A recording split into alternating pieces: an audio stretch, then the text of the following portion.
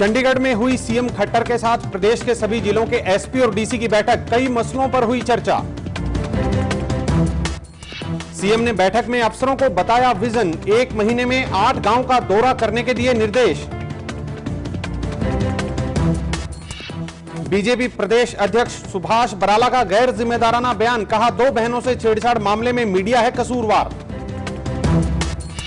Cabinet मंत्री कविता जैन का बयान। बेवजह दोनों बहनों पर दबाव बनाने की कोशिश ना करें लोग। रोहतक छेड़छाड़ मामले की निष्पक्ष हो रही है जांच। शहीद कुलदीप सिंह के अंतिम संस्कार पर अधूरी सलामी का मामला। डीसी ने कहा होगी कड़ी कार्रवाई।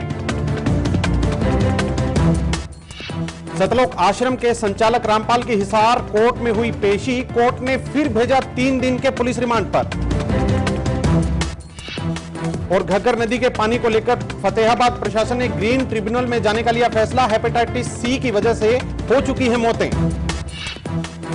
हिसार जीजेयू में पहली बार आपदा समाज और मीडिया विषय पर एक कार्यशाला आयोजित। एवन तहलका के निदेशक हरविंदर मलिक ने की शिरकत।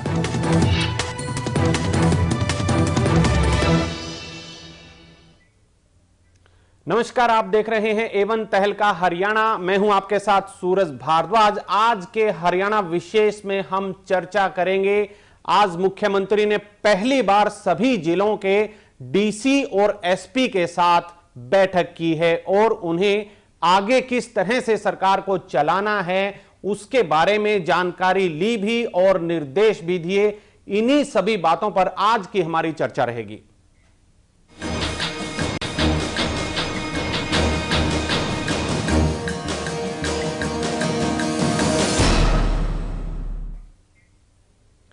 प्रदेश भर के अधिकारियों के साथ आज मुख्यमंत्री खट्टर ने पहली बैठक की। सभी जिलों के डीसी और एसपी इसमें पहुंचे थे और मुख्यमंत्री ने सभी को निर्देश दिए हैं कि 8 गांव 1 महीने में वो पूरे करें। जाने वहां पर जो काम चल रहे हैं उनकी स्थिति क्या है, आइए उन्होंने क्या निर्देश दिए आपको भी सुनवाते हैं। हर गांव में जैसे नेता लोग तो जाते ही हैं, लेकिन हमारे सरकारी अधिकारी भी गांव में जाए तो डीसी एसपी महीने में 8 गांव कवर करेंगे और जितने भी सरकारी काम से जुड़े हुए काम हैं, सरकारी योजनाओं से जुड़े हुए काम हैं, उन सब के बारे में वो जानकारी लेंगे ताकि गांव के लोगों को सब सुविधाएं मिल रही है नहीं मिल रही हैं, उनको कैसे आगे बढ़ाया जा सकता है, किस प्रकार का काम सब लोगों को हमने जिम्मे लगाया है। वहीं मुख्यमंत्री ने 25 दिसंबर को गुड गवर्नेंस डे बनाने की बात कही है और इसी दिन कई घोषणाओं की भी शुरुआत की जाएगी। इसी प्रकार से 25 दिसंबर श्रीमान अटल बिहारी वाजपेयी हमारे पूर्व प्रधानमंत्री, उनका जन्मदिन है। उस दिन देश भर में हम लोग गुड गवर्नेंस डे इसको मना रहे हैं। तो उस दिन गुड गवर्नेंस की कुछ स्कीम्स हम लोग घोषित करेंगे। स्कीम हो सकती है वो जल्दी आपको रिपोर्ट देंगे। गुड गवर्नेंस की स्कीमें हम कुछ उस दिन घोषणा करने वाले हैं। बहुत सी चीज़ों का हमने जानकारियाँ ली हैं और उसके आधार के ऊपर अगले महीने में कुछ नया प्रोग्राम हो सकता है। इसके साथ ही एक शिकायत सेल स्थापित करने की भी बात कही गई है जिसमें सीएम विंडो की शुरुआत की जाएगी। आइए क्या कहा मुख्यमंत्री ने, आपको सुनवाते हैं। मुख्यमंत्री ऑफिस में बहुत लोग ग्रीवेंसेस लेकर के आते हैं, उसके लिए हम लोगों ने सीएम विंडो की योजना दी थी। उस सीएम विंडो के ऊपर पूरा विचार हुआ है, उसका एक डेमो उनको दिखाया गया है और मैं समझता हूँ उसको भी उसी समय से हम शुरू कर देंगे ताकि ग्रीवेंसेस लेकर के सब लोग चंडीगढ़ ना आए, अपने अपने जिला केंद्रों पर वो ग्रीवेंसेस दे सकें और उनकी समस्याओं का समाधान निकाला जा सके। इसके लिए भी एक पोर्टल ये हम करेंगे। आज पहली बार सभी जिलों के प्रमुख जो हैं एसपी और डीसी, उनके साथ मुख्यमंत्री मनोहर लाल खट्टर ने बैठक ली है और कई बातें उनको बताई गई है जिसमें खास तौर पर जो लोगों की समस्याएं हैं उनको लेकर के दिशा निर्देश दिए गए हैं। 8 गांव 1 महीने में एसपी और डीसी जाएं, 8 गांव का दौरा निश्चित तौर वो करें कि वहां पर जाकर के जो काम है सरकार के वो किस तरह से चल रहे हैं। साथ ही ये भी कहा गया है कि हर रोज 11 बजे से 12 बजे के बीच एसपी और डीसी लोगों की समस्याएं सुने, अपने कैंप ऑफिस से नहीं बल्कि अपने दफ्तर में आकर के लोगों से रूबरू हों, उनकी बातें सुने और जो भी कामकाज अधूरा दिखाई पड़ता है या कोई और गांव में किसी भी तरह की समस्या है, उन सभी बातों को लेकर के संजीदगी से सभी अफसर अपनी ड्यूटी निभाएं और 25 दिसंबर को अटल बिहारी वाजपेयी जो पूर्व प्रधानमंत्री हैं उनके जन्म दिवस पर गुड गवर्नेंस डे मनाया जाएगा और कई घोषणाएं जो हैं, चाहे वो शिकायतों को लेकर के हो या जन कल्याण की कुछ घोषणाएं जो सरकार ने अभी तय की हैं, उनको लेकर के घोषणा की जाएगी इस दिन। तो आज की काफी अहम मीटिंग रही है और विजन क्या है, किस तरीके से अफसरशाही को साथ लेकर के खट्टर सरकार चलेगी, इसकी पहली कड़ी आज के दिन रही है और इसी मसले पर हम चर्चा करेंगे। आज के हरियाणा विशेष में हमारे साथ खास मेहमान इस दौरान जुड़े रहेंगे। बीबी सिंघल जी हैं, बीजेपी के नेता हैं, उनसे हम जानेंगे कि पहले कैसे पहले सरकारें भी इस तरह की घोषणाएं करती रही हैं और हमारे executive editor doctor Surendra Dhiman भी हमारे साथ रहेंगे, उनसे भी जानेंगे कि क्या इसमें नया है और क्या ये सिरे चढ़ पाएगी, क्योंकि पहले की सरकारों में भी इस तरह के प्रयास होते रहे हैं। सबसे पहले धीमान साहब आपके पास में आना चाहूंगा, ये पहली बार नहीं है, कोई नया प्रयोग नहीं है जो आज इन्होंने आदेश दिए हैं। इससे पहले हुड्डा सरकार ने भी आदेश दिए थे, बल्कि एक रात गांव में बिताने की बात भी डीसीज को और जो अधिकारी हैं जिले के उनको कही थी। तो आज का जो ये पूर्ण तौर पर जो मीटिंग है, इसके बारे में आपसे जानना चाहेंगे कि क्या ये पहला कदम है अफसरशाही पर लगाम कसने का या अफसरशाही को एक दिशा देने का? सुरेश भार्गव जी, आपने बिल्कुल सही फरमाया है। ये पहले भी ऐसी मीटिंग्स होती रही हैं और हर सरकार में, चाहे किसी की भी पार्टी की सरकार हो, मुख्यमंत्री जब नए बनते हैं, शपथ लेते हैं और पहले प्रशासनिक फेरबदल के बाद जितने भी जिला के उपायुक्त हैं और पुलिस अधीक्षक हैं उन सब की मीटिंग लेते हैं जी। चौटाला साहब के टाइम में ये मीटिंग 3 से 6 महीने के बीच होती रहती थी जी। हुड्डा साहब के टाइम में 10 साल में ये मीटिंग का अंतराल बढ़ता चला गया और 1 साल से 1.25 साल या 1.5 साल के बीच में होती रही जी। अब क्योंकि खट्टर सरकार आई है और सुशासन, स्वच्छ प्रशासन, पारदर्शी प्रशासन, तेज गति का प्रशासन, इस प्रकार के नारे बीजेपी ने अपनी सत्ता में आने से पहले लोगों को दिए थे जी। और एक आरोप बीजेपी की तरफ से और आईएनएलडी की तरफ से ये लगता था कि हुड्डा सरकार में अफसरशाही बहुत हावी है। ये मतलब ओपन सीक्रेट था ये इस प्रकार का जी, और इवन के हारने के बाद कैप्टन अजय यादव ये पहले भी कहते थे और अब तक वो खुले तौर पे कहते हैं कि प्रशासनिक अधिकारी जो हैं वो हावी थे। मतलब एक प्रकार से ये कह सकते हैं कि जो लोगों के साथ जुड़ने वाला मामला है, लोगों को सरकार की योजनाओं का लाभ कैसे मिलता है, वो डिस्ट्रिक्ट लेवल पे एसपी और डीसी जी, ये 2 बड़े अधिकारी हैं जो एक बहुत बड़ा चेहरा है सरकार का और उनके नीचे फिर और सब डिवीजन लेवल पे डीसी के नीचे एसडीएम और उधर एसपी के नीचे डीएसपी होते हैं। ये एक बड़ा सा तंत्र है जिसके नीचे लोगों को सुविधाएं मिलती हैं। लेकिन मैंने ये देखा है कि मुख्यमंत्री हुड्डा ने जब, जैसे आपने बताया भी कि डीसी को कहा, जिला उपायुक्तों को कहा कि वो 1 महीने में कम से कम 2 गांव में रात गुजारे। लेकिन आप उन अधिकारियों की हठधर्मिता देखिए या उन अधिकारियों को ये मान के देखिए कि सीएम के आदेश को कैसे हवा में उड़ाते हैं। केवल मात्र एक अधिकारी थे जो कैथल के उपायुक्त चंद्रशेखर जी, वो उन्होंने उन मुख्यमंत्री के आदेश को ऐसे अक्षर पालना की उसकी और गांव में जाके इतना आनंद, उन्होंने बताया, मेरे साथ एक्सपीरियंस शेयर किया उन्होंने कि इतना आनंद आया कि मैं लोगों की समस्याएं गांव में जाने के बाद वास्तव में अफसर को पता लगती है। जी धीमान साहब, हमारे साथ डॉक्टर आरएस चौधरी जी भी जुड़ गए हैं। चौधरी साहब, स्वागत है आपका। रिटायर्ड आईएएस अधिकारी हैं, इनेलो के नेता भी हैं, लेकिन एक आईएएस अधिकारी होने के नाते आज हम आपके विचार जानना चाहेंगे कि किस तरह से सरकार चलती है। बहुत बहुत स्वागत है आपका चौधरी साहब। मैं सबसे पहले तो ये बताना चाहता हूं आप सब भाइयों को जी कि हमारे प्रशासन के अंदर पहले हर एसडीएम को 5 नाइट्स गांव के अंदर गुजारनी होती थी। हर एसडीएम को, एक जिले में 2 एसडीएम हो, 3 एसडीएम हो, 4 एसडीएम हो, तो कम से कम 20 गांव में प्रशासनिक अधिकारी रात बिताते थे। वहीं पर रुकते थे, वहीं पर गांव की समस्याएं सुनते थे, वहीं पर गांव की समस्याओं का समाधान करते थे, और जो उसका परिणाम होता था वो आकर के जिला उपायुक्त को अपनी रिपोर्ट भी दिया करते थे। अब जो ये हमारे वर्तमान मुख्यमंत्री जी ने 8 गांव के 2 नाइट्स की है, मैं उनको ये सुझाव देना चाहूंगा कि पहले जो पुरानी जो प्रथा थी कि हर एसडीएम 5 नाइट बाहर निकालेगा, गांव में रहेगा, गांव लोगों की समस्याएं सुनेगा, अगर करे करें 8 गांव में चल जाए, लेकिन 5 नाइट्स एसडीएम जरूर करें, इसको मैंडेटरी करें, इसके अंदर कोई ढील और छूट नहीं होनी चाहिए यदि आप गांव की समस्याओं का सही रूप से समाधान करना चाहते हैं। ये पुराना सिस्टम है जो कि अंग्रेजों के टाइम से था, क्योंकि हमने अंग्रेजों के टाइप की एडमिनिस्ट्रेशन को ही 1947 के बाद ये अडॉप्ट किया है।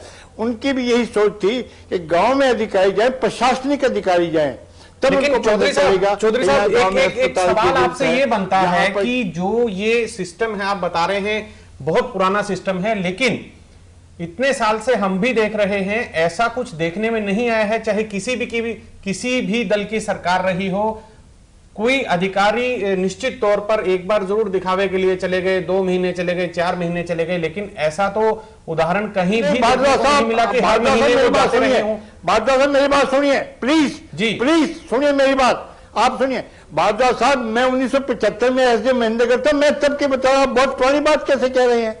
ये तो अभी इन्हीं कुछ सालों के अंदर ये सिस्टम को अधिकारियों ने छोड़ दिया और किसी ने भी इसकी कोई ध्यान नहीं दिया। ये कागजों पर तो आज भी एग्जिस्ट करता है, लेकिन किसी को इल्म नहीं है या कोई इसकी ओर बताना नहीं चाहता, अधिकारी जिम्मेवारी नहीं लेना चाहते। मात्र डीसी अकेला क्या करेगा। बेसिकली जो ज्यादा समस्याएं होती है वो लोअर लेवल की होती है, डीसी के लेवल के पर समस्याएं बहुत कम होती हैं। इसलिए एसडीएम्स की ये कंपलसरी करे कि 5 नाइट गुजारे, वहीं पर गांव के अंदर समस्याओं का समाधान करे। ये बहुत पुरानी स्कीम नहीं है, मैं स्वयं की जाया करता था, हम स्वयं जाकर के सुना करते थे, जाते थे, समस्याओं का समाधान करते थे। इसलिए मैं इस 8 जो दिन की जो विजिट की जो डीसीएसपी से कोई बहुत ज्यादा प्रभावित नहीं हूं। मैं तो ये सुझाव देना चाहूंगा कि जो पुरानी जो करते थे उसी को रिवाइव किया जाए और पूरी फुल इंफॉर्मेशन डीसी के पास आनी चाहिए ताकि समस्या जी बिल्कुल। चौधरी साहब, दिवान साहब आपसे जानना चाहेंगे, जैसे कि बता रहे हैं चौधरी साहब, तो क्या आपको लगता है जो 8 दिन की 8 गांव की बात की है एसपी और डीसी जाएं उसमें, तो व्यावहारिक तो प्रैक्टिकल तौर पर यह कितना आपको संभव दिखाई देता है पिछले अनुभवों को देखते हुए? देखिए, अगर सरकार ये चाहे और मुख्यमंत्री बिल्कुल अडिग हो अपने निर्देश की पालना करवाने में जी, तो ये संभव है। अगर ये हुड्डा साहब की तरह लीनियंट ले लिया कि अगर कोई अफसर चला गया तब भी ठीक है और कोई अफसर नहीं गया तब भी ठीक है जी, तो फिर ये लागू नहीं होने वाला। जैसे मुख्यमंत्री रहते हुए हुड्डा साहब ने हर मीटिंग में, मैं लास्ट के 2 मीटिंग बताता हूं, उसके बाद ये मीटिंग अब आज हुई है जी। एक मीटिंग हुई थी 7 जुलाई 2012 को जी, और उसके बाद दूसरी मीटिंग हुई थी 20 अप्रैल 2013 को जी। इसके बाद कोई मीटिंग अब ये नहीं हुई है क्योंकि बीच में लोकसभा के चुनाव है या विधानसभा के, और खट्टर सरकार आ गई है जी। ये बिल्कुल जो आज मुख्यमंत्री के निर्देश हैं, इसमें सिर्फ 8 गांवों का अगर एक अंतर छोड़ दिया जाए जी, तो बिल्कुल वही निर्देश हैं जो हुड्डा साहब ने 7 जुलाई 2012 को दिए थे जी, और फिर वही निर्देश दोहराए थे 20 अप्रैल 2013 को जी। 7 जुलाई 2012 को कहा था कि आप डीसी को कहा था कि आप कम से कम 2 गांव में एक रात जो है 2 गांव महीने में वो करें। उन्होंने नहीं किया। मॉनिटरिंग लगाया, डीसी ने मॉनिटरिंग की, अपने रात गुजारी, इसके लिए टीसी गुप्ता जैसे सीनियर अफसर को लगाया सीएम सेल में, कोऑर्डिनेशन सेल में जी। उन्होंने रिपोर्टें मांग ली पर अफसर नहीं गए।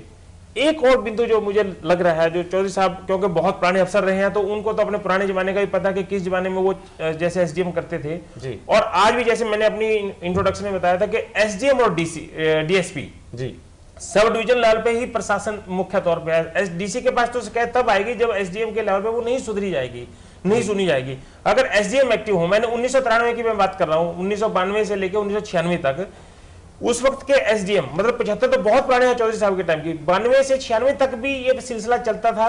बेशक वो गांव में रात ना गुजारे, लेकिन गांव में एसडीएम को जाते देखता था, मैं जाते थे, सुनवाई वो करते थे लोगों से, और मैं भी कई एसडीएम के साथ मैं भी उन गाँव में जाता था, सुनवाई करते थे, वीडियो जाते थे जी जी। लेकिन अब स्थिति पलट गई है। एक तो इसमें नए जो लड़के आए हैं, जो अफसर बन के आए हैं, ये नई पनीरी है, बिल्कुल अलग से किस्म की पनीरी है।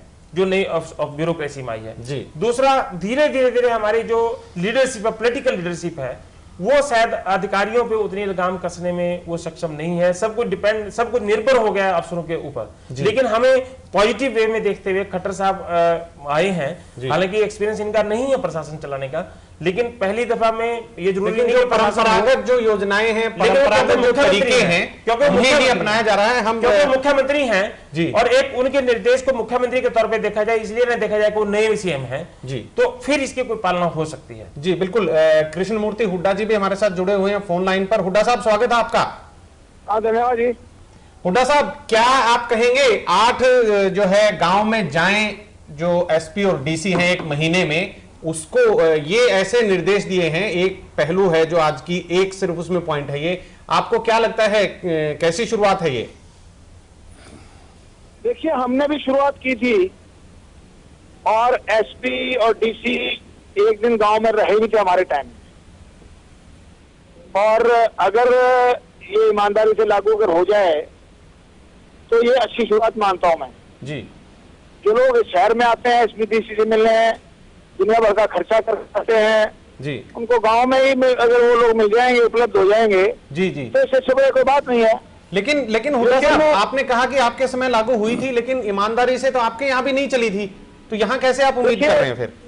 मुझे अपने जिले का पता है, बाकी जिलों का मुझे पता नहीं।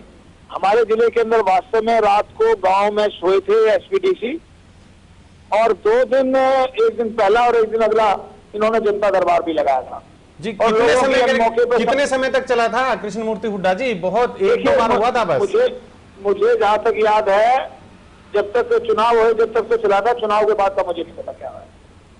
चलिए, एक जिले की आप बात कर रहे हैं, लेकिन पूरे हम प्रदेश की बात करें, क्योंकि मुख्यमंत्री के निर्देश थे, पूरे प्रदेश में लागू होनी चाहिए थे, नहीं हुए। बीबी सिंगल जी, जैसा अभी आप बने रहिएगा हमारे साथ कृष्ण मूर्ति हुड्डा जी, आपसे फिर हम सवाल करेंगे।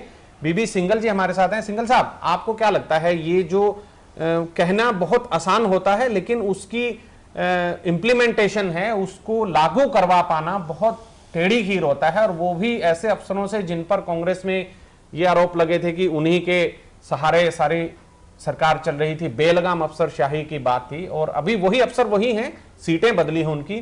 तो आपको क्या लगता है कि मान लेंगे वो आपके मुख्यमंत्री साहब की? ऐसा है सूरज जी, हरियाणा में भारतीय जनता पार्टी की जो सरकार बनी है वो जनता के प्रति अपने सुशासन को लेके, ट्रांसपेरेंट गवर्नेंस को लेके, भ्रष्टाचार मुक्त शासन को लेके कटिबद्ध है जी।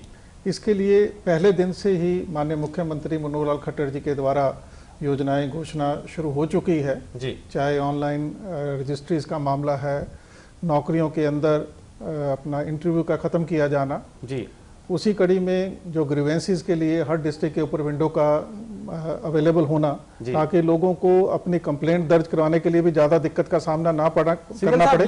ये जो सारी चीजें हैं, ये पहले से ही नियम है, जैसा कि चौधरी साहब बता रहे थे। अभी आप ही की बात पे आ रहा हूँ सूर्य जी। जी, भाजपा का ये एक रिकॉर्ड रहा है, हम लोग जो कहते हैं, जो अनाउंसमेंट करते हैं, जो जनता से वादा करते हैं, उसको पूरा करते हैं।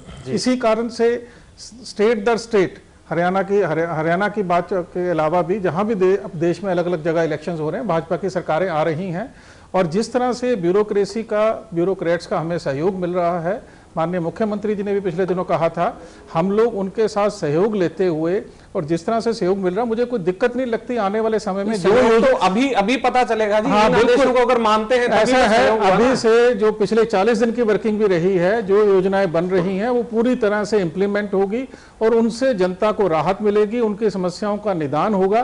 पहली सरकारों में कमियां रही हैं, जैसे हुड्डा जी भी जिक्र कर रहे थे, उनको अपने जिले का ध्यान था, जो योजनाएं बनी हैं वो जनता तक नहीं पहुंची, उनका लाभ नहीं पहुंचा, तभी वो सरकारों बदल के आज भाजपा की सरकार प्रदेश के अंदर आई है।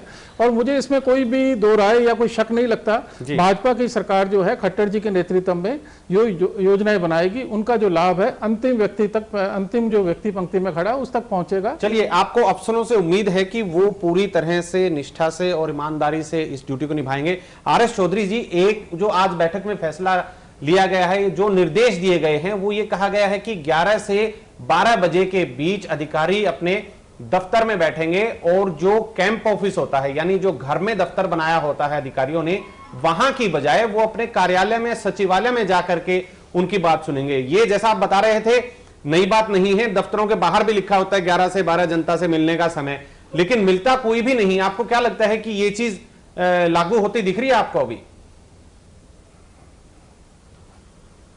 मैं आपसे बताना चाहूंगा जी कि जब आदरणीय देवीलाल जी पहली दफा मुख्यमंत्री बने थे तो जनता दरबार शुरू हुए थे, और जनता दरबार के अंदर हर सरकारी कार्यालय में जो उसका टॉप मोस्ट अधिकारी होता था, उसके साथ जो अधिकारी जुड़े हुए होते थे, वो सब बाहर बैठते, DC, SP, SDM, DSP, DFSC, DTC, 12 बजे से लेके 1:30-2 बजे तक बैठते थे और लोगों की समस्याओं का वहां पर निपटान कर। मैं कहता हूं दफ्तर में क्यों, कई ऐसी कोऑर्डिनेटेड प्रॉब्लम है, मान लो डीसी के सामने गया कि मुझे फूड सप्लाई वाला राशन नहीं देता, नगर पालिका मेरा नक्शा नहीं पास करती, या वो महकमा मेरे ये काम नहीं करता। यदि सभी अधिकारी एक साथ बैठे 12 बजे से 1:30-2 बजे तक, एसपी भी हो, डीसी भी हो, एसडीएम भी हो, डीएफएससी भी हो, डीटीसी, जो भी उस जिले के अंदर अधिकारी हैं, और लोगों की समस्या का वहां सबके सामने बैठ करके निपटान करे, जैसा देवीलाल जी जनता दरबार किया। मैं समझता हूं ये भी जो अनुभव कर रहे हैं, ये जो एक्सपेरिमेंट करने चाह रहे हैं कर लें, लेकिन मैं उस एक्सपेरिमेंट को ज्यादा क्या मैं सोचता कि हम बाहर बैठ करके हर लोगों की समस्याएं सुनते थे और सबको पता होता है कि क्या समस्याएं आ जाइए, क्या उसका निदान हुआ है। अगर वो हो जाए तो ज्यादा अच्छा रहेगा।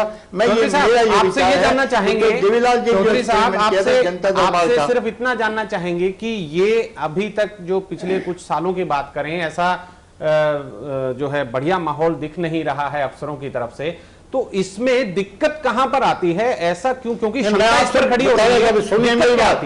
नहीं मैं आप मेरी बात आप सुनिए। उसके बाद तो ओम प्रकाश चौटाला जी आए, उन्होंने सरकार आपके द्वार किया। पहले था जनता दरबार, फिर था सरकार आपके द्वार। यदि अधिकारी अपने कार्यालयों में बैठ करके क्या सुनेंगे, 10 दफा तो टेलीफोन अटेंड करेंगे, 4 बार उनसे मिलते रहेंगे, लोगों की समस्या नहीं सुनी जा सकेंगी। मेरा अनुभव है यदि बहुत सारे अधिकारी एक जगह होकर के बैठे और सबके सुने तो वो ज्यादा बेहतर होगा। बाकी सरकार ने जो निर्णय लिया है उसका अनुभव, ये जो एक्सपेरिमेंट सामने आएगा, पर मैं इसके बारे में कोई बहुत ज्यादा उत्साहित नहीं हूं। मैं चाहता हूं कि जनता की समस्या का निदान हो, पर सारे अधिकारी बैठ करके करें और सब मिलकर के करें तो ज्यादा अच्छा होगा, ये मेरी सोच है। जी जी जी बिल्कुल। धीमान साहब, जैसे चौधरी साहब ने जो बताया है वो ज्यादा जो ये तरीका अपनाया जा रहा है खट्टर सरकार की तरफ से, जो आज मुख्यमंत्री ने निर्देश दिए हैं, उससे ज्यादा उत्साहित ये नहीं लग रहे हैं। तो फिर दिक्कत कहां पर? अगर 11 से 12 बैठ भी जाते हैं, सबकी सुनवाई होती भी है, तो क्या कहां उसमें अड़चन कहां आती है? नहीं, दो बातें अलग अलग हैं।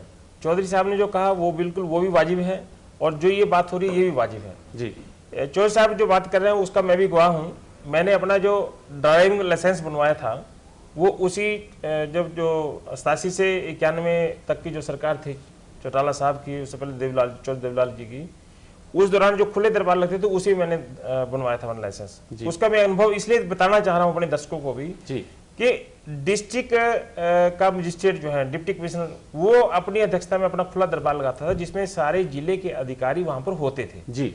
और उस अधिकारी वो ब्लॉक स्तर पे तकरीबन एक खुला दरबार लगाते थे, और खुला दरबार लगाने के बाद क्योंकि सारे जिले के अधिकारी वहां पर थे, वहां पर वास्तव में अपनी उस समस्या का समाधान लोग करवा सकते थे जी। जब मुख्यमंत्री सरकार आपके द्वारा चौटाला साहब ने लगाई, वो भी मैंने बहुत सारे उनके कार्यक्रम कवर किए, उसमें वो लोगों से पंचायत वाइज मिलते थे। मतलब ब्लॉक का, हर ब्लॉक के सरपंच का एक लाइन बनके सरपंच मिलते थे, वो अपनी डिमांड्स रखते थे और बहुत सारी डिमांड्स वो मौके पे मानते थे जी।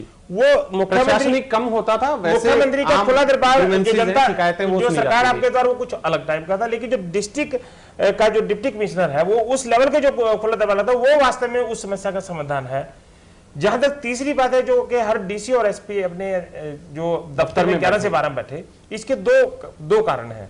मुख्यमंत्री पुराने वाले जो थे हुड्डा साहब, वो हर मीटिंग में ये कहते थे कि 11 से 12 आपने बैठना है, और अगर आपको किसी कारण से कहीं चले गए तो आपने सेकंड अधिकारी को लगाना है, लेकिन ताकि लोग दूर दूर से जो जिले में आए, जिले से वहां पर वो उनकी समस्या का समाधान कर सके।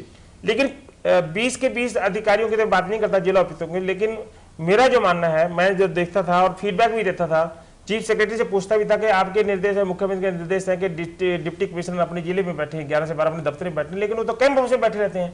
और हमारे जो राज्य का, क्योंकि ग्रामीण क्षेत्र का ज्यादा क्षेत्र है, वो लोग किसी अफसर के घर पे जाना पसंद नहीं करते हैं, चाहे वो दफ्तर है कैंप ऑफिस, वो दफ्तर में ही जाना पसंद करता है और 3-3, 4-4 घंटे वहां बैठते हैं। अब क्योंकि नई सरकार है ये बीजेपी की, अधिकारी भी शुरू में बहुत डरे होते हैं कि अगर कोई उसकी पालना नहीं करेगा तो उसके खिलाफ एक्शन लिया जाएगा। शुरू में तो 6-7 महीने ये काम होगा, दफ्तर में बैठेंगे अफसर भी, कैंप ऑफिस में नहीं बैठेंगे।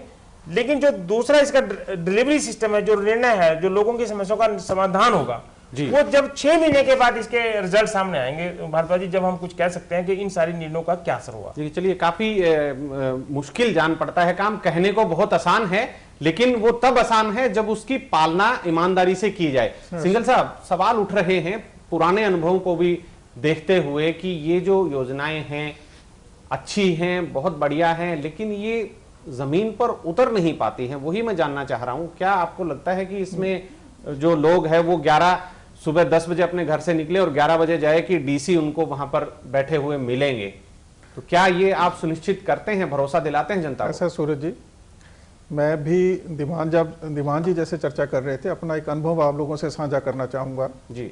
भारतीय जनता पार्टी के द्वारा पंचकूला जिले में पिछले ही दिनों में, कुछ महीने पहले, 2 डेलीगेशन हम अलग अलग टाइम के ऊपर प्रशासनिक अधिकारियों से मिलने के लिए 11 से 12 के बीच में गए जी। पर जाने के बाद पता लगा साहब नदारद हैं। जानकारी पे लेने पे पता चला भी शाम के 5 बजे तक लगातार मीटिंगों का सिलसिला है, जनता और भी बाहर बैठी है।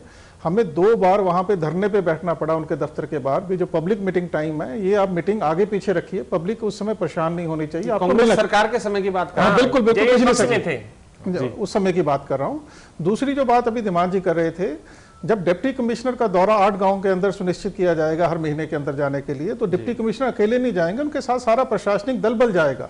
तो लोगों की समस्याओं का निपटान जो है मौके के ऊपर ही होगा और उसकी हर महीने जब बार बार जाना है, बार बार उसके चर्चा होने, तो उसका निपटान अवश्य भावी होगा जी। और तीसरी जो बात है, पिछली सरकारों की जो गतिविधियां रही हैं उनमें कहीं ना कहीं कमियां रही हैं, तभी तो आज जनता ने बदलाव का वोट दिया है, भारतीय जनता पार्टी शासन में आई है। और मुझे बार बार ये बात मैं आप लोगों को आश्वस्त और मैं करना चाहूंगा, इसमें कोई दो राय नहीं है। आने वाले समय में आप देखेंगे प्रशासनिक अधिकारी पूरी तरह जनता से कोऑपरेट करेंगे और हमारे जितने भी एमएलएज हैं अपने अपनी कॉन्स्टिट्यूएंसीज में बहुत एक्टिव रोल प्ले कर रहे हैं। वो सुनिश्चित कर रहे हैं जो सरकार की योजनाएं हैं उनका लाभ जो है अंतिम व्यक्ति तक, पंक्ति में खड़े व्यक्ति तक मिले। तो ये सब मिलकर जब एक टीम के रूप में काम करेंगे तो कोई कारण नहीं है जनता को सुशासन देने में कोई कमी रहेगी। जी, कृष्णमूर्ति हुड्डा जी, आप भी हमारे साथ बने हुए हैं, दावा कर रहे हैं बीजेपी के नेता सिंघल साहब की कोई कमी नहीं रहेगी। आपको कितनी उम्मीद है उनके दावे से? देखिए, जब लीडर मजबूत हो तो अफसर आगे आगे काम करते हैं जी।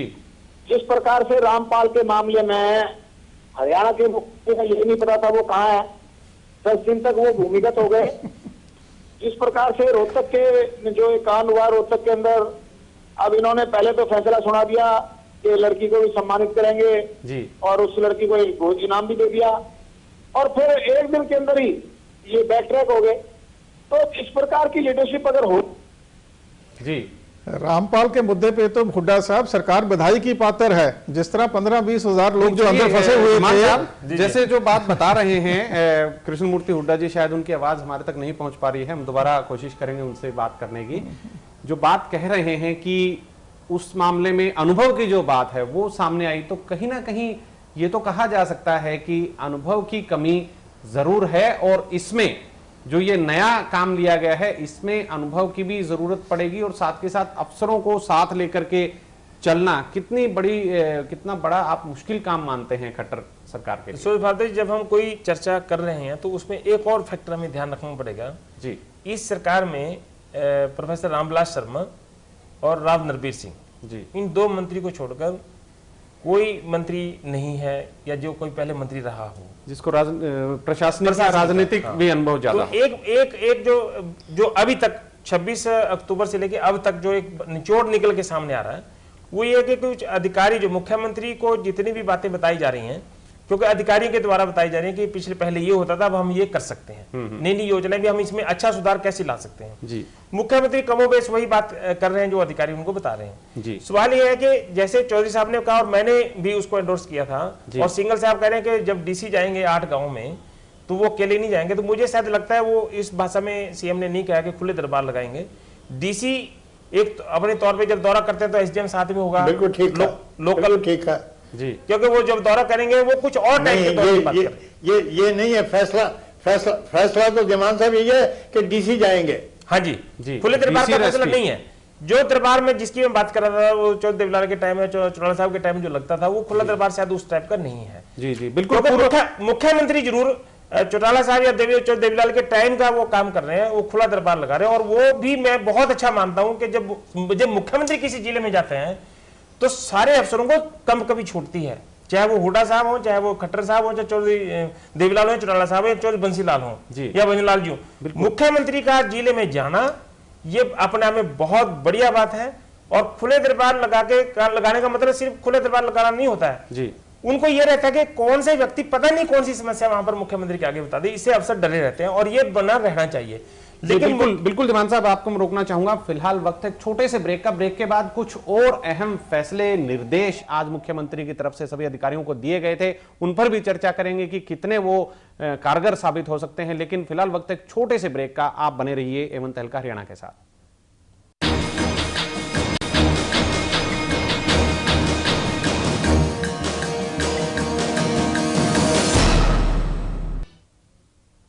ब्रेक के बाद आपका फिर से स्वागत है। हम बात कर रहे हैं, आज मुख्यमंत्री ने सभी जिलों के एसपी और डीसी की जो बैठक ली है उसमें कई दिशा निर्देश दिए हैं, यानी अपने सरकार को वो किस तरह से अफसरों के साथ चलाएंगे, ये बातें उसमें दी गई है।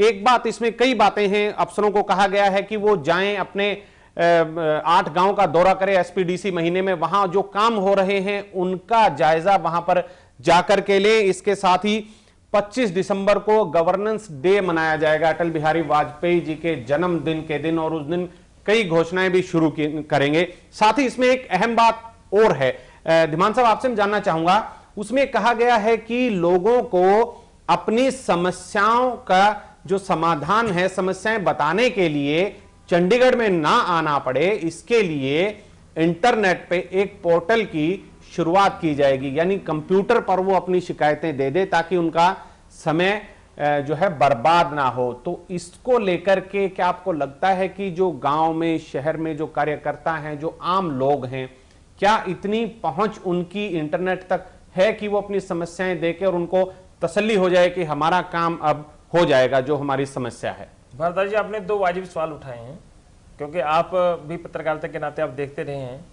हर समाधान नाम का एक पोर्टल चालू किया गया था हुड्डा साहब के समय में जी, और उस वक्त शिव रमन गौड़ जब डीपीआर थे वो इसको देखते थे जी। बाद में वो सीएम के ऑफिस में भी चले गए, एडिशनल प्रिंसिपल सेक्रेटरी रहे जी।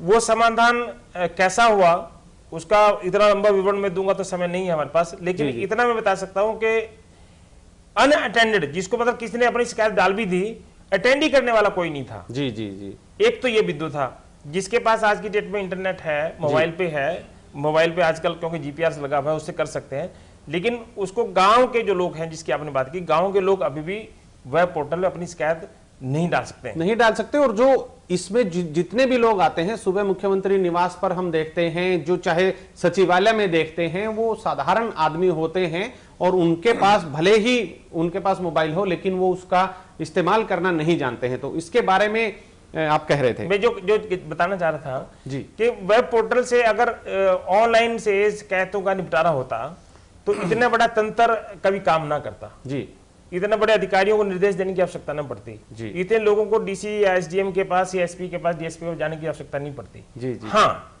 उससे एक बात जरूर होती है कि एक शिकायत दर्ज हो जाती है, कल को मुख्यमंत्री या मुख्यमंत्री के नीचे जो अधिकारी हैं वो एक मॉनिटर कर सकते हैं कि किस तरीके की शिकायतें आ रही हैं, किस तरीके की शिकायतों का समाधान इच्छा शक्ति के ऊपर है। अगर उसकी पालना, अगर उसकी मॉनिटरिंग बढ़िया से हो, एक समय के लिए 1 महीने तक नहीं भी देखी, लेकिन जिस अधिकारी, क्योंकि ये लिखित में आ जाएगी, ये बात उसको कहने की होगी शिकायत देने वालों को कि मैंने ये शिकायत दी थी। अगर सरकार चाहे, नेता चाहे, मंत्री चाहे तो वो उस पर कार्रवाई कभी भी कर सकते हैं। इसी बात पर धीमान साहब, चौधरी साहब की हम प्रतिक्रिया लेंगे। आरएस चौधरी जी, आपको क्या लगता है, जो ये इंटरनेट के जरिए, एक पोर्टल के जरिए आपने शिकायत दे दी, क्या आपको लगता है कि ये एक कारगर तरीका हो सकता है आम जन की समस्या से निपटने के लिए? वैसे तो मेरी ये राय है कि जनता की समस्याओं के निदान के लिए कोई भी प्रशासनिक प्रणाली अडॉप्ट की जाए या लागू की जाए जिससे समस्याओं का निदान हो, उसका हमारी पार्टी स्वागत करती है जी। लेकिन इस सिस्टम में क्या क्या कमियां जी। हैं जो मैं विजुअलाइज करता हूं कि गांव का एक अनपढ़ व्यक्ति है, पहले तो उसके लिए यह संभव है कि वो उस पर सीएम विंडो के ऊपर अपनी कंप्लेंट दर्ज कराए। दूसरा, जब उसकी कंप्लेंट होगी चंडीगढ़ आएगी, वो किसी विभाग के पास जाएगी, वो विभाग कब उसका निदान करेगा? क्या शिकायतकर्ता को यह भी बताया जाएगा कि उसके पास इसकी सूचना इतने दिन के अंदर हो जाएगी?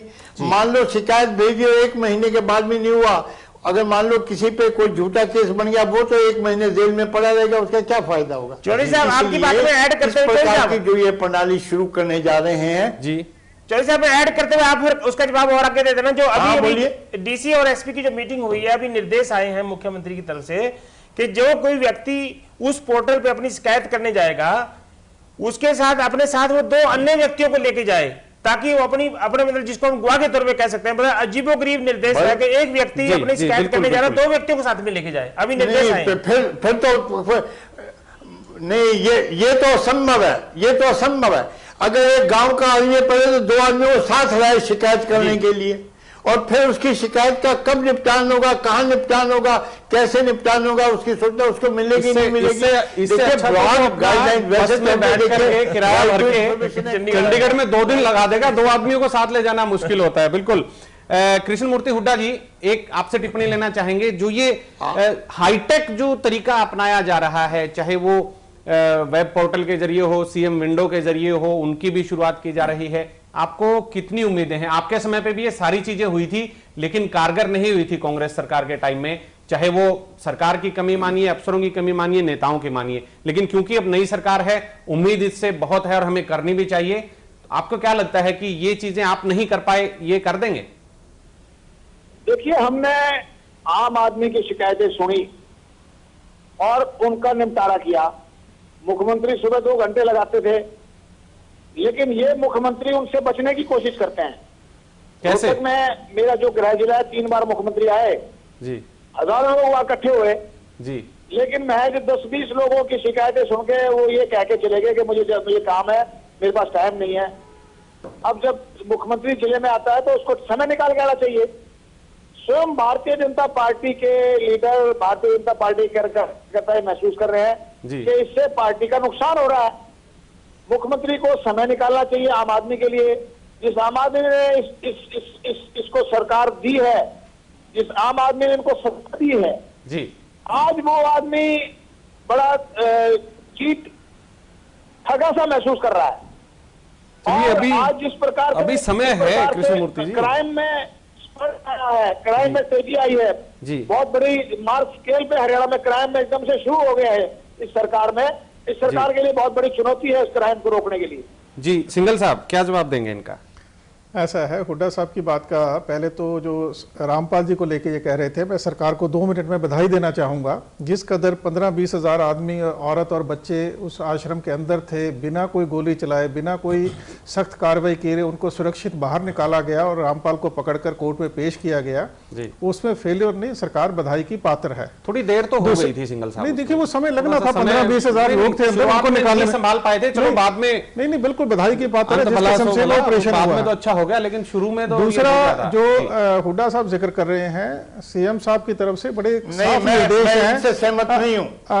चौधरी साहब मुझे बात पूरी कर लेने दीजिए, उसके बाद आप अपनी बात रखिएगा। एक बार सिंघल साहब की प्रतिक्रिया ले लेते हैं। जो दूसरी तरफ सीएम साहब ने बड़े साफ निर्देश और सुझाव सारे मंत्रियों को, विधायकों को और प्रशासनिक अधिकारियों को दिए हुए हैं कि आप अपने दफ्तर में कम बैठें, लोगों के बीच जाएं। और सीएम साहब खुद भी, जैसे हुड्डा साहब कह रहे हैं 3 बार इनके जिले में आ लिए, मैं पंचकूला जिले से हूं, पंचकूला जिले में 26 तारीख के बाद 40 दिन में 4 बार आ चुके हैं और उनके एमएलएस भी प्रशासनिक अधिकारियों के साथ लगातार बैठक कर रहे हैं, गांव में जा रहे हैं, ब्लॉक स्तर के ऊपर जा रहे हैं। तो जो चीजें पिछली सरकारों में कमियां रही हैं, जिसके चलते जनता ने त्राही की है, जनता की बहुत बुरी हालत हो गई थी, हम लोग पूरे संवेदनशील हैं जनता की दिक्कतों को लेके। उनकी कंप्लेंट करने के अंदर, उनका निपटान करने के अंदर जनता को कम से कम दिक्कत आए, इसको हम सुनिश्चित करने जा रहे हैं। और जहां तक बात आपने की थी कंप्यूटर की आईटी वाली जी, इस समय दो वर्ग हैं, एक तो रूरल एरिया के जो लोग हैं उनके द्वारा शिकायत का दर्ज करना है, दूसरा भारत जो है इस समय युवा का जो शक्ति, हमारा जो एक यंग है अपना, सबसे दुनिया का यंग पॉपुलेशन इंडिया के अंदर है। आईटी के जो बच्चे हैं आजकल जो आईटी में जॉब करते हैं उनके पास समय नहीं है अपनी जॉब से निकल के दफ्तरों में आना, चक्कर लगाना। अगर उनके लिए भी ऑनलाइन फैसिलिटी अवेलेबल हो जाती है तो उनको बहुत बड़ी राहत मिलेगी। और गांव के लोग भी, गांव के बच्चे भी, अब ऐसी दिक्कत नहीं है, कंप्यूटर के साथ मोबाइल, उनके पास स्मार्टफोन्स हैं, मोबाइल्स हैं, तो एक एडिशनल है। बाकी तो दफ्तर प्रशासनिक अधिकारी अवेलेबल है कंप्लेंट्स के लिए, ये एक सुविधा उनको एडिशनल अच्छी है। हाँ। इसमें आपने जो सुविधा दी है मुख्यमंत्री जी ने आज, उसमें कोई सवाल नहीं उठ रहा है, लेकिन ये है कि वो कारगर कितनी होगी और किस किस को उसका बेनिफिट मिलेगा। कोई, मैंने आज तक जवान जो है पढ़ा लिखा कॉलेज जाने वाला या एमएनसीज में काम करने वाला, जो आप यूथ की बात कर रहे हैं जवानों की, जवानों को मैंने कभी भी मुख्यमंत्री के घर के बाहर लाइन में खड़े होकर के अपनी समस्याएं देने के लिए नहीं देखा है। हाँ, उन्हीं जवानों की समस्याएं उनके पिता, चाचा, भाई वो जरूर लेकर के जाते हैं। ऐसा तो सबसे बड़ा तबका जो है वो वही है, ऐसा जो से दूर है जी, क्योंकि वो लोग समय निकाल के किसी लाइन में खड़े होने नहीं जाते थे, पर इसी के चलते वो प्रशासन से, राजनीति से दूर होते जा रहे थे। मोदी जी के कारण और जो भाजपा की नीतियों के कारण वो यूथ जो है दोबारा एक मुख्य धारा के साथ जुड़ा है, और उनको जब ये फैसिलिटीज मिल रही हैं वो अपनी कंप्लेंट्स को लॉन्च करवा पाएंगे, उनका समाधान निकलेगा, तो सारा का सारा जो देश का यूथ है वो मुख्य धारा के साथ जुड़ेगा और उनकी समस्याओं का निदान होगा। जी धीमान साहब, एक बात इसमें यहाँ पर ये उठती है, जो बातें कर रहे हैं सिंघल साहब, मुख्यमंत्री जी ने जो निर्देश दिए हैं कि ऐसे ऐसे हम लोगों की समस्याओं को दूर करेंगे, बहुत अच्छी बात है, होना भी चाहिए, कोई बुराई नहीं है, हाईटेक होना चाहिए। लेकिन पिछले अनुभवों को हम देखें, जैसा कि अभी भी आपने बताया था, हुड्डा साहब के टाइम पे भी यही चीजें हुई थी, वो नहीं हो पाई, तो अब जनता कैसी यकीन करे, या खुद मैं भी, मुझे भी नहीं लगता है कि ये चीजें एकदम अप टू डेट रहेंगी, सब कुछ एकदम बढ़िया चलेगा और शिकायतें आएगी, उनकी सुनवाई भी होगी और शिकायत भेजने वाले को पता भी चल जाएगा कि मैंने 1 महीना पहले शिकायत भेजी थी, आज मेरा ये काम बन गया। आपको क्या लगता है? सूरज जी, दिमाग जी, आप बोले, मैं एक एग्जांपल देना चाहूंगा सिर्फ इसी बात के ऊपर। अभी 2 दिन की पहले की बात है जी, हमारे पंचकूला के किसी मित्र को लाइसेंस बनवाने में दिक्कत आ रही थी जी, उन्होंने ऑनलाइन डिप्टी कमिश्नर को कंप्लेंट भेजी, तो मुझे ये दिक्कत आ रही है। उनके टू ही सरप्राइज नेक्स्ट डे ही एसडीएम ऑफिस से फोन आया, आप हमें आके मिलिए, और वहां गए, उनकी समस्या का निदान हुआ और उनका लाइसेंस बनके उनके पास आराम से मिल गया। चलिए, एक आपने मामला बताया है, बहुत अच्छी बात है, हुआ है, लेकिन ये जो हम पूरे प्रदेश की हम बात कर रहे हैं, यही स्थिति जो आप कह रहे हैं, यही स्थिति पूरे प्रदेश में बन सकती है, बन पाएगी? धीमान साहब, अभी तक मुख्यमंत्री 3 जिलों में खुले दरबार लगा चुके हैं, चौथे में जाने वाले हैं जी, परसों चले जाएंगे, और ऐसे करके वो एक एक करके सभी जिलों में चले जाएंगे जी। एक बार के खुले दरबार में मुख्यमंत्री को एवरेज जो है वो 500 से 700 के आसपास लोगों ने अपनी डिमांड्स कह सकते हैं, शिकायतें कह सकते हैं, वो दी हैं जी। क्या सभी का निपटारा हो गया? नहीं। वेब पोर्टल पे जो शिकायत दर्ज हो गई, लोग आजकल इंस्टेंट जवाब चाहते हैं। जैसे मैं जाता हूँ, मैं डीसी के पास जाता हूँ, मुझे कहता हूँ कि इस नगर पालिका ने या नगर निगम ने मेरी इस समस्या का समाधान नहीं किया, मैं इतने दिन से चक्कर काट रहा हूँ। वो चाहता है कि डीसी उसी वक्त वहां से फोन करे और उसका समस्या का समाधान हो। शिकायत देने के बाद उस पर क्या वजह, चौधरी साहब कह रहे थे, वो कैसे अटेंड होगी, शिकायत दर्ज होने के बाद कैसे उसके बाद रिफ्लेक्शन आएगा। जैसे इन्होंने कहा डीसी ने एसडीएम का जवाब फोन आ गया, शायद वो एग्जाम्पल ठीक है, और डीसी जो है पंचकुला जिनका इन्होंने जिक्र किया है वो वैसे ही बहुत एक्टिव है शुरू से इस मामले में, लेकिन सभी अधिकारी इसको इस रूप से लें तो इस समस्या का समाधान हो सकता है, और वो भी लार्ज स्केल पर जी, बड़े पैमाने पर। पहले देना चाहता था, फिर बताना चाहता हूँ, हरियाणा के 55 लाख बिजली उपभोक्ताओं के लिए 2 निगम है, वितरण निगम, दक्षिण हरियाणा और उत्तर हरियाणा। उन्होंने अपनी ये समस्या जो आज मुख्यमंत्री वर्तमान करना चाहते हैं, उन्होंने वेब पोर्टल पर अपनी समस्या डालने के लिए कि अपनी कंप्लेंट वहां पर करें और उसका समाधान, उसका मतलब लोग उसको शिकायत कर सकते हैं, लेकिन समाधान बहुत मुश्किल होता है। बिजली के बिलों में आज भी लोग जो समस्या झेलते हैं, हमने भी कई बार अपने टेलीविजन में भी दिखाया, अखबारों में छपता है, समस्या का समाधान नहीं हो पाता है, लोग चाहते हैं तुरंत हो समाधान।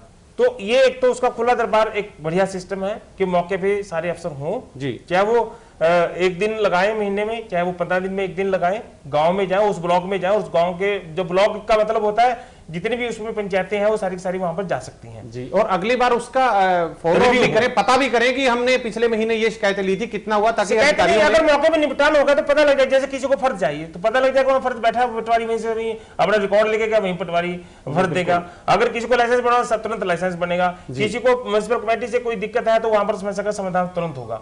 लेकिन ये जितनी हम समस्याएं करेंगे वेब पोर्टल पे डालते रहो, मेल पे डालते रहो, इन बातों का समस्या का समाधान ऐसे नहीं होता है।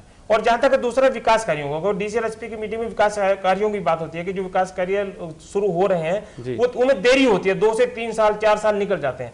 तो एक अच्छा जो आज एक फैसला किया है कि सभी जिला के उपायुक्त तो वो 8 गांवों का कम से कम दौरा करें। उसका सीधा सा मतलब है कि विकास कार्यों में तेजी आएगी उससे, जो कि पीछे लटती रहती है। तो इसके पॉजिटिव परिणाम भी हैं।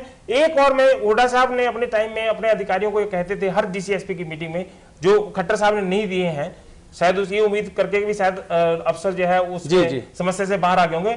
हुड्डा साहब निर्देश देते थे कि जो पब्लिक रिप्रेजेंटेटिव हैं, एमएलए हैं, एमपी हैं और जो जनता के प्रतिनिधि सरपंच हैं, नगर पार्षद हैं, नगर निगम के प्रधान हैं, मेयर हैं, उनकी अटेंड करें, उनके कॉल अटेंड करें, फोन अटेंड करें। वो बार बार निर्देश देते थे क्योंकि उनको शिकायत करते थे मुख्यमंत्री को, एमएलए के अफसर तो फोन ही नहीं उठाते। वही बात है, ये कैसा प्रशासन है। अफसरशाही की अगर हम बात करें तो ये तो एक बहुत छोटा कदम है। अफसरशाही को बेलगाम जो पिछली सरकार में आरोप लगे थे, हो चुकी थी, उस पर लगाम डालने के लिए ये तो एक अलग पहलू है, वो अलग हम उस पर बहस करेंगे बिल्कुल। लेकिन फिलहाल ये चीजें जो हैं, आर एस चौधरी जी आपसे मैं जानना चाहूंगा, जो आपने भी बताया कि आप ज्यादा उत्साहित नहीं हैं, लेकिन सवाल फिर यही खड़ा होता है कि आखिर ये चीजें हैं तो बहुत अच्छी, लेकिन ये क्यों नहीं हो पाएंगी, ये हम आपसे जानना चाहेंगे। एक अफसर के नाते, आप रिटायर्ड आईएएस अधिकारी हैं, देखिए एक अफसर के सामने क्या मुश्किलें आती हैं? देखिए मैं आपसे बता रहा हूं जी कि मैंने पहले ये भी कहा है कि जनता की समस्याओं के निदान के लिए कोई भी प्रशासनिक प्रणाली अपनाई जाती है, हम उसका स्वागत करते हैं। समस्याओं का निदान होना चाहिए, समाधान होना चाहिए, ताकि लोगों को अपने गांव से शहर या शहर से चंडीगढ़ ना आना पड़े। लेकिन हमारे सामने जो प्रैक्टिकल समस्याएं हैं वो ये है, मान लो कि एक आदमी ने नगर पालिका में दी कि मैंने बिल्डिंग प्लान दी है, अब बिल्डिंग प्लान वो किस एरिया की दी है, क्या नहीं है, इन सब बातों को जानने के लिए समय लगता है।